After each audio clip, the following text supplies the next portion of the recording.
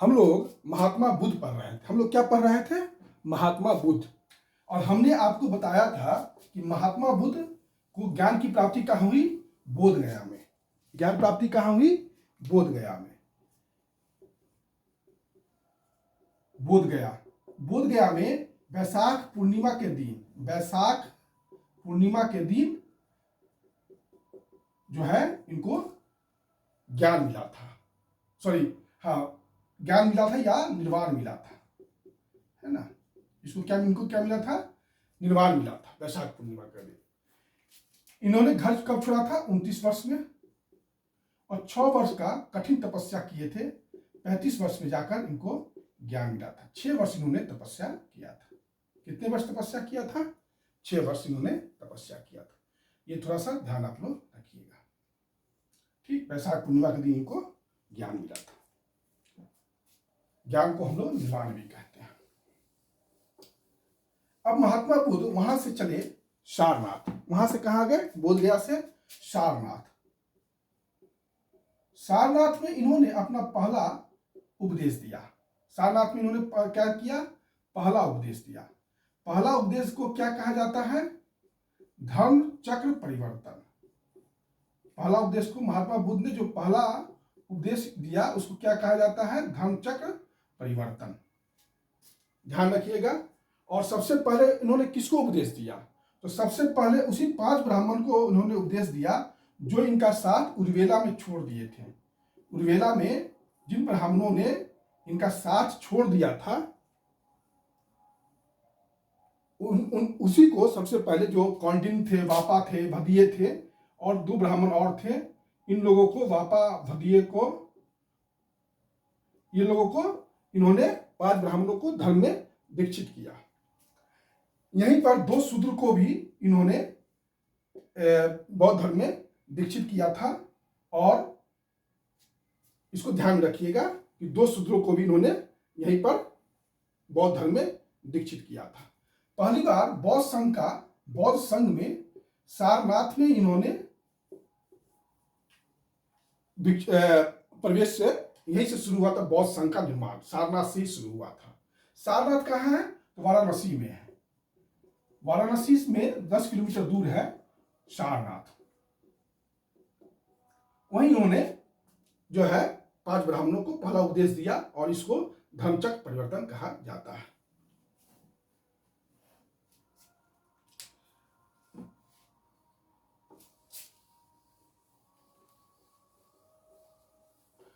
दो शूद्र थे, उसमें एक का नाम था तपस और एक का नाम अभी ध्यान में नहीं है, मैं बता दूंगा, है ना। तपस।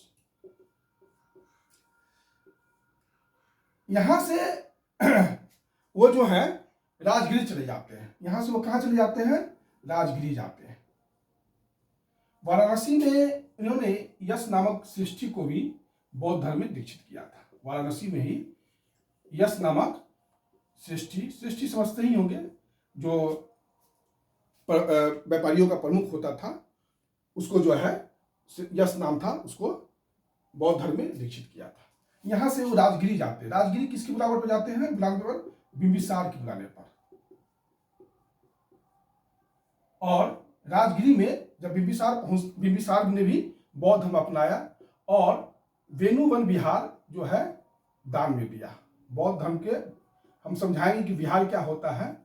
अभी आप लोग इतना ही समझिए कि वेणुवन विहार दान में दिया। बिंबिसार ने महात्मा बुद्ध को वेणुवन विहार दान में दिया। इसी राजगिरी में उपाली, सारिपुत्र, महामोगलायन,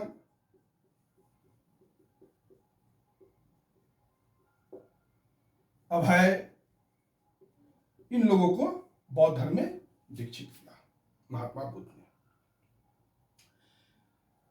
राजगिरी से ये चले जाते हैं फिर जो है श्रावस्ती। कहाँ चले जाते हैं? श्रावस्ती। श्रावस्ती में इन्होंने अनाथ पिंडक थे जो वहां के श्रेष्ठी थे, उनको बौद्ध धर्म में दीक्षित करते हैं और इन्होंने जेतवन विहार जो है महात्मा बुद्ध को दान में दिया। जेतवन विहार महात्मा बुद्ध को दान में दिया। अब श्रावस्ती से महात्मा बुद्ध कौशाम्बी बीच में ही जाते हैं, और कौशाम्बी में मैंने बताया था कि वहां का राजा था उद्यन, और इसको जो है पिंडोला भारद्वाज ने बौद्ध धर्म में दीक्षित किया था। मैंने ये जानकारी आपको पहले दिया था। पिंडोला भारद्वाज ने इनको उद्यन को, राजा उद्यन को, जो वत्स के राजा थे, वत्स राजा उद्यन को पिंडोला भारद्वाज ने बौद्ध धर्म में दीक्षित किया। यहीं पर श्रेष्ठित्व घोषित,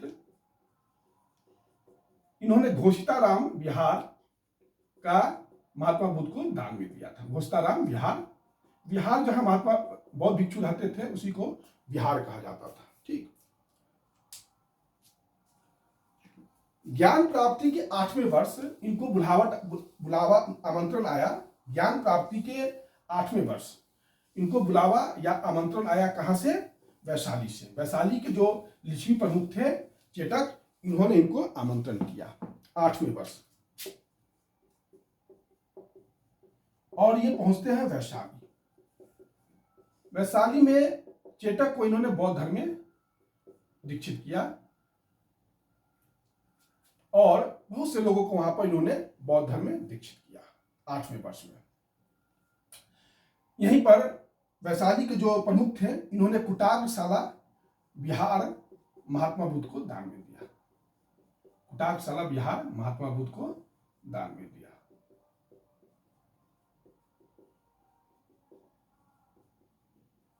ठीक। अब वैशाली में ही इनके एक प्रिय शिष्य थे आनंद। कौन थे? प्रिय शिष्य आनंद। महात्मा बुद्ध के प्रिय शिष्य आनंद थे, और आनंद ने कहा महात्मा बुद्ध से कि महिलाओं को भी आप बौद्ध संघ में प्रवेश दीजिए।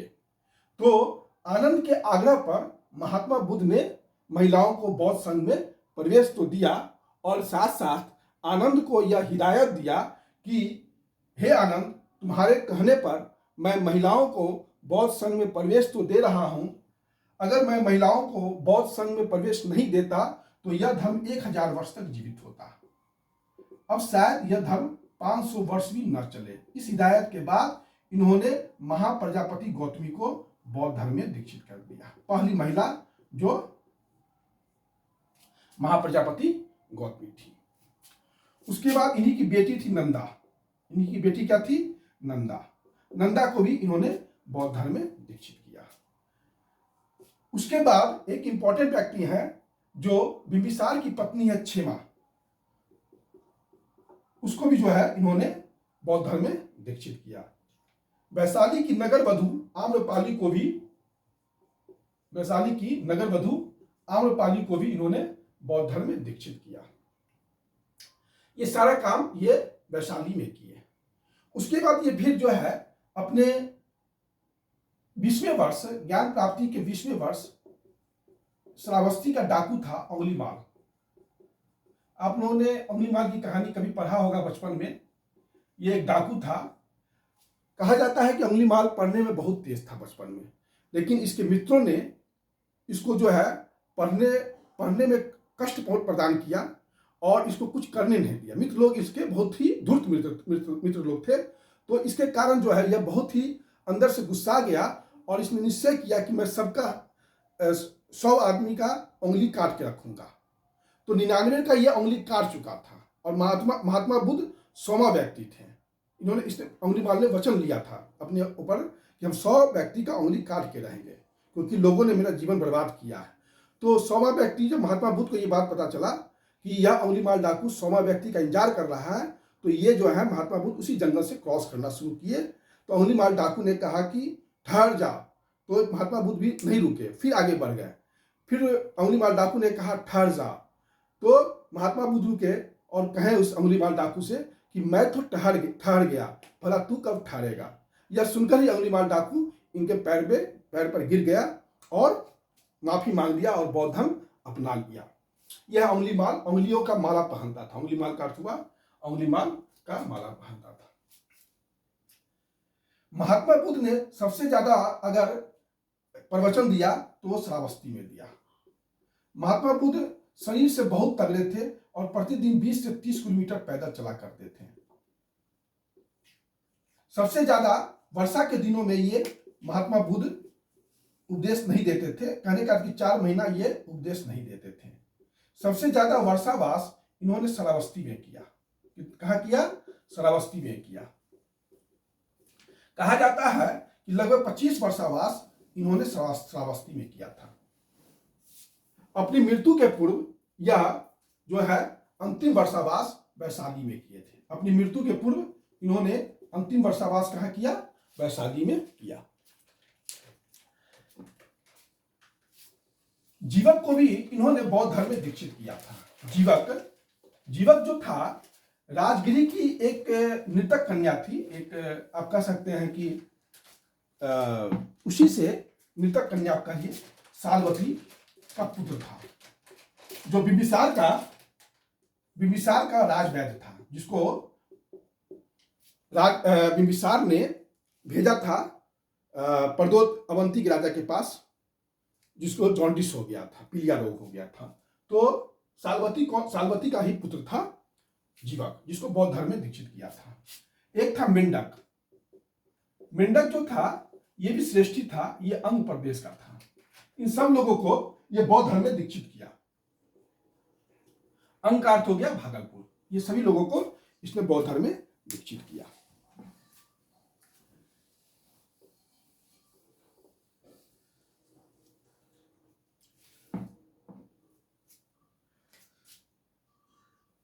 महात्मा बुद्ध की मृत्यु जो है 80 वर्ष की आयु में होता है।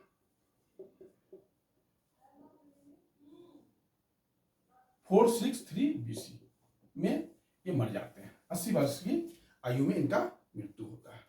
कहाँ होता है? तो कुशीनगर में। कुशीनगर उत्तर प्रदेश में जो है देवरिया जिला में है, और इस जगह का पहचान कसिया नामक जगह से किया गया है। कुशीनगर में कसिया नामक जगह से इनका पहचान किया गया है। 80 वर्ष की आयु में हुआ यह कि चुंद नामक व्यक्ति था और इन्होंने इनको शुक्र का मांस खिला दिया था। शुक्र का मांस खिला दिया था और इसके कारण इनको डायरिया हो गया। क्या हो गया? कौन सी बीमारी हो गया? डायरिया हो गया, अतिसार हो गया, और ये पावा के मल के यहाँ बीमार पड़ गए। जब मैंने बताया था पावा के मल के यहाँ ये बीमार पड़ गए और इनकी मृत्यु कुशीनगर या कुशीनारा के मल के यहाँ हो गया। पावा के मल और कुशीनारा का मल आप लोग समझते ही होंगे, मैंने चर्चा किया था। पावा के मल के यहाँ बीमार पड़े और कुशीनारा के मल के यहाँ ये इनकी देहांत, वहीं इनको दफनाया गया, मृत्यु भी हुई। महापरिनिर्वाण जिसको कहते हैं वह कुशीनारा के मल के यहाँ हुआ। महात्मा बुद्ध के जीवन का 3 घटना वैशाख पूर्णिमा को हुआ। महात्मा बुद्ध के जीवन का 3 घटना जो है वैशाख पूर्णिमा के दिन हुआ। कौन कौन घटना? जन्म, उसके बाद ज्ञान प्राप्ति और महापरिनिर्वाण। ये 3 घटना इनके जीवन में वैशाख पूर्णिमा के हुआ। इसलिए बौद्ध धर्म में वैशाख पूर्णिमा को बुद्ध पूर्णिमा भी कहा जाता है। बुद्ध पूर्णिमा भी कहा जाता है। बुद्ध पूर्णिमा का इतना महत्व है कि जब भारत स्वतंत्र हुआ और भारत ने अपना जब पहला एटॉमिक परीक्षण, परमाणु परीक्षण किया पोखरण में 18 मई 1974 को, तो वैशाख पूर्णिमा के दिन ही किया, और उसका जो प्रतीक चिन्ह रखा वो स्माइलिंग बुद्धा ही रखा गया था। वैशाख पूर्णिमा को ध्यान में रखते हुए भारत ने पहला अपना जो परीक्षण किया, परमाणु परीक्षण, वो वैशाख पूर्णिमा के ही दिन किया था, और स्माइलिंग बुद्धा उसका प्रतीक चिन्ह था। जब महात्मा बुद्ध की मृत्यु हुई तो उनके शरीर को 8 भाग में बांटा गया। उनके शरीर के अवशेष को 8 भाग में बांटा गया और उसके 8 दावेदार हुए। उस पर स्तूप का निर्माण किया गया। कौन कौन लिया? तो मगध का शासक अजातशत्रु,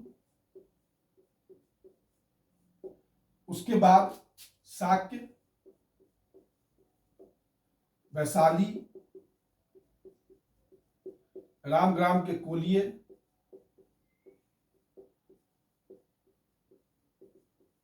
पावा के मल, अलकब के बोली,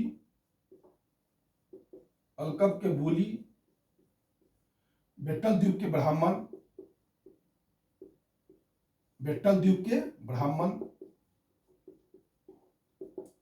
कपिलवस्तु के शाक हो गए और पिपली वन के मोड़िए। इन लोगों ने 8 भाग में महात्मा बुद्ध के अवशेष को बांटा और वहां पर जाके स्तूप का निर्माण किया।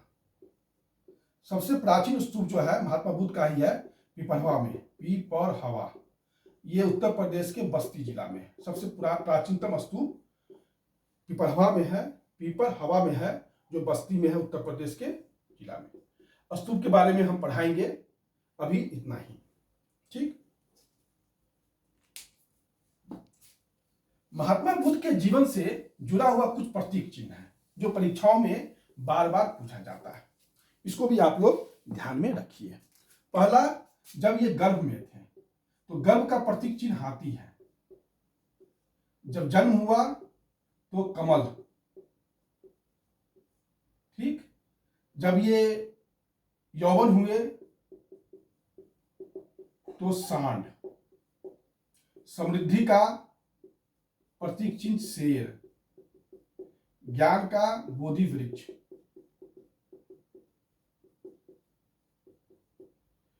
निर्वाण का पद चिन्ह। उसके बाद ज्ञान प्राप्ति का चक्र। ये सब इनके जीवन से जुड़ा हुआ कुछ प्रतीक चिन्ह है जो परीक्षाओं में आपसे पूछा जाता है। इसको थोड़ा सा आप लोग ध्यान में रखिएगा। महात्मा बुद्ध के जीवन में ही देवदत्त उनका चचेरा भाई था। देवदत्त कौन था? महात्मा बुद्ध का चचेरा भाई था। तो पहले महात्मा बुद्ध का वो शिष्य बना, अनुगत बना, लेकिन वह चाहता था कि महात्मा बुद्ध को हटा के हम संघ का प्रमुख बन जाए, बौद्ध संघ का प्रमुख बन जाए। यह देवदत्त जो था, ये खासियत था देवदत्त के बारे में। परीक्षाओं में पूछा जाता है कि कौन महात्मा बुद्ध के जीवन काल में ही बौद्ध संघ बनना चाहता था, तो वह था उनका चचेरा भाई देवदत्त। यह हो गया आपका महात्मा बुद्ध के बारे में जो उनका पर्सनल हिस्ट्री है वो। अब महात्मा बुद्ध ने उपदेश देना जो शुरू किया, प्रतिदिन वो 20 से 30 घंटा भ्रमण करते थे, शरीर से काफी मजबूत थे और हर जगह घूम घूम कर उपदेश देते थे। इन्होंने उपदेश जो है पाली भाषा में दिया। किस भाषा में दिया? पाली भाषा में दिया। इसके बाद इनका जो टीचिंग था, शिक्षा था, उसमें कुछ इंपॉर्टेंट बात है। पहला इंपॉर्टेंट बात कि इन्होंने माना कि यह विश्व जो है क्षणिकवाद है। क्षणिकवाद का अर्थ हुआ कि इस दुनिया में सब कुछ क्षणभंगुर है, कोई भी चीज बहुत दिन तक टिक नहीं सकता है। क्षणिकवाद का इन्होंने सिद्धांत दिया। इसके समर्थन में उन्होंने कहा कि हम कोई भी व्यक्ति एक नदी में 2 बार नहीं नहा सकता है। अब इसको आप कैसे समझिएगा, ये फिलोसफिकल बात है। जैसे कि आप नहाने के लिए गए तो पानी आया, आप नहाए, पानी बह गया, तो पानी तो जो जिस पानी से आप पहली बार नहाए थे, दूसरी बार उस पानी से आप नहीं नहा रहे क्योंकि वो पानी बह चुका है। यही है क्षणिकवाद इनका, है ना। ये अनात्मवाद को मानते हैं, आत्मा को नहीं मानते हैं। जैन धर्म भी आत्मा को मानता है, लेकिन ये आत्मा को नहीं मानते हैं। दर्शन के क्षेत्र में यह बहुत बड़ी क्रांति है कि इन्होंने आत्मा की सत्ता को ही अस्वीकार कर दिया। जब आत्मा को नहीं मानेंगे तो पुनर्जन्म कैसे होगा? तो इन्होंने पुनर्जन्म का व्याख्या किया और कहा कि अगर हम नदी के किनारे बैठे हैं और नदी में एक पत्थर फेंकते हैं तो पत्थर जो है एक लहर पैदा करता है, फिर एक लहर दूसरी लहर को पैदा करता है, दूसरी लहर फिर तीसरी लहर को पैदा करता है। उसी प्रकार मनुष्य का जीवन भी है, वह इसी जैसे लहर का निर्माण होता है, उसी तरह एक जीवन से दूसरे जीवन में का निर्माण होता रहता है। कर्म को माना है, पुनर्जन्म को माना है, बाकी किसी चीज को नहीं मानते हैं। मतलब इसलिए चूंकि अनात्म आत्मा को नहीं माने, भारत में कोई भी दर्शन सभी ने आत्मा को माना, इसलिए बौद्ध धर्म जो है क्रांतिकारी धर्म है। अपने समय का सबसे बड़ा क्रांतिकारी धर्म इसलिए कहा जाता है क्योंकि इसने आत्मा की सत्ता को ही अस्वीकार कर दिया। ठीक, ये ईश्वर को नहीं मानते हैं, ईश्वर को नहीं मानते हैं। जो वेद के अनुसार जो वर्ण व्यवस्था है, जाति प्रथा जो जन्म के आधार पर है, इसको भी नहीं मानते हैं। ये बहुत बड़ा क्रांतिकारी चीज है। अनात्मवाद और वर्ण व्यवस्था जो जन्म पर आधारित है उसको भी नहीं मानना। ये वेद की सत्ता को भी नहीं मानते, वेद की सत्ता को भी नहीं मानते हैं, इसलिए इसको नास्तिक कहा गया है। तो ये सब जो है महात्मा बुद्ध के कुछ उपदेश हैं। आप लोग इसको थोड़ा सा ध्यान में रखिएगा क्योंकि परीक्षाओं में यहां से प्रश्न आपसे पूछा ही पूछा जाएगा। एक चीज मैं और आपको स्पष्ट कर देता हूं कि देखिए, निर्वाण जो शब्द का प्रयोग होता है, तो निर्वाण का अर्थ है बूझ जाना।